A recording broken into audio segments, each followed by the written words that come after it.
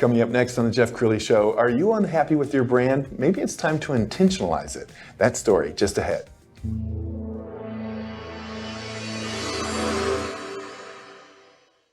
Many are predicting that the worst is yet to come, which is unfortunate, said one person here.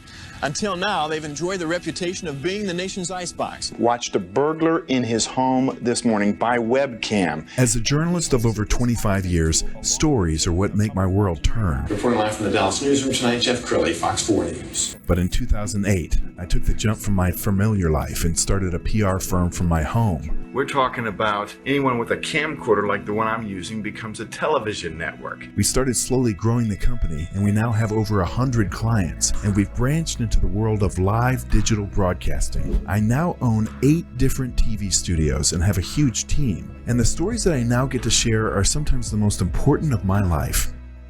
Life has a funny way of coming around full circle. This is the Jeff Crilley Show. I have always been fascinated with branding, and if you think about it, every company in America, their brand is going up, their brand's going down, or worse, they don't have a brand. To talk about that today, Candi Luciano, she's the CEO of Intentionalyze. Thanks for coming on the show. Thanks, Jeff. Yeah, well, I want to hear your journey. So how did you come up with Intentionalyze? How did I come up with Intentionalyze? Oh, it's been a journey, you know.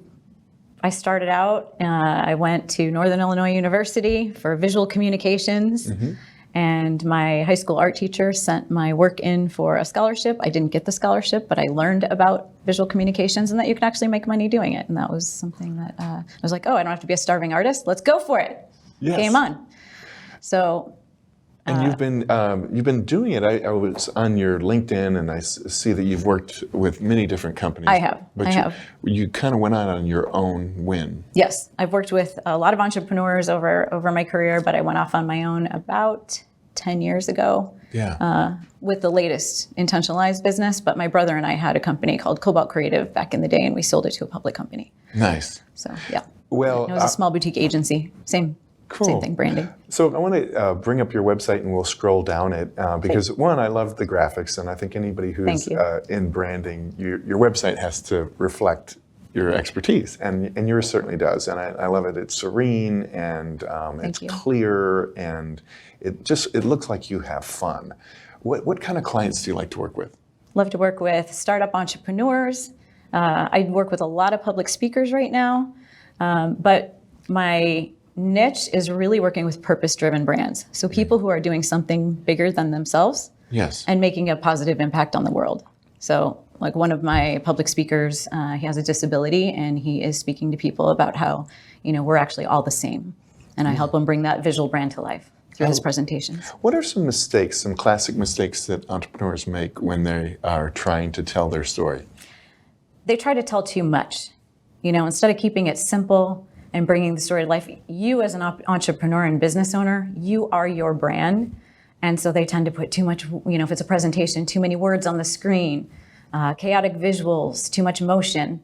And so really distilling it down to the essence, so it just supports your story, is where, I like to fit and bring it to life. And I love her social media, so I urge you to follow her. We're going to show some, just a little clip that you made a few years ago, and I love it because it's cool and fun and You were funky. stalking my social. I was, but even using things like this to create some buzz or something that people might share, is that what you try to do with your social media? How do you use social media? Absolutely. Again, I have to tell the story of my life, just like I encourage, other people to tell theirs. So, getting people's attention, having you feel it. I believe the eyes are the gateway to the soul. So what you see is what you feel. Yes. So when you look at stuff like that, you just got a little glimpse of my story in seconds. Yes. And I should also tell you that she's the co-founder of an amazing vodka line. I want you to tell us about this. Gratefulest Vodka. Yes. Gratefulest was founded by 3 women who came together we're all in the grip of something, happening in our lives. One was a mom, one was going through a sale of a company, and I was looking for that next big thing. Anyway, we got together and basically in that conversation brought each other back to a place of gratitude. And in that moment, someone said, I wanted to start a vodka company. So we did. So I went off and did my branding thing and came back and said, hey, what do you guys think? And it was born. And I believe gratitude can save your life. Yeah. I love the name. Did you come Thank up with you. the name? Yes. Okay. Came up with the name and the label design and the website, the whole works. Okay, so we have a series of pictures from Facebook, and I want you to kind of narrate this for us. Is this you with the co-founder? This is me and the co-founders. Anila Joy, right on the right. That was my very best friend in the whole wide world. She and I worked together at a software company, and we used to dream on the football field, and never once was it we were going to start a vodka company. Wow. But we did. But she's that person that's just constantly lifting me up, lifting others up.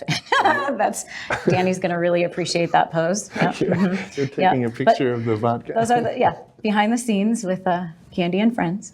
You climbing in a tree, but I love that even with the filter you used.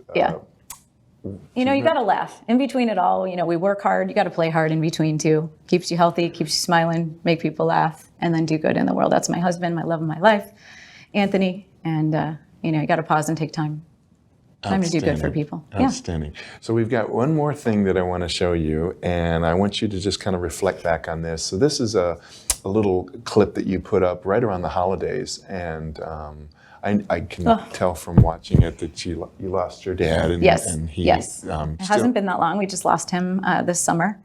He is still my hero. Tell me some. Miss him every day. Tell me some of the things that you draw from your dad. Yeah. My dad was grounded in optimism. My dad was grounded in making you believe that you could do anything that you want to do. He inspired me as a young girl to either be an astronaut, newscaster, or a professional golfer, none of which I am. But in the process of, hitting that golf ball in the middle of a room in the middle of winter in Chicago, he just instilled in me that, the belief in myself, that you could do anything. And so he's the reason that I am who I am today and, started my company. I come from generations of entrepreneurs. My dad, my brother, my grandfather, his father, they all had companies too. So well, I'm blessed. I can only imagine how proud he is of everything that you've accomplished. Thank you, Jeff. Okay, that's it for now. We're going to leave with the website, which is intentionalyze.com, the great Candi Luciano. Thanks for coming on the show. Thank you so much. Thank you for having me. This was great. You bet. That's it for now. We'll see you next time.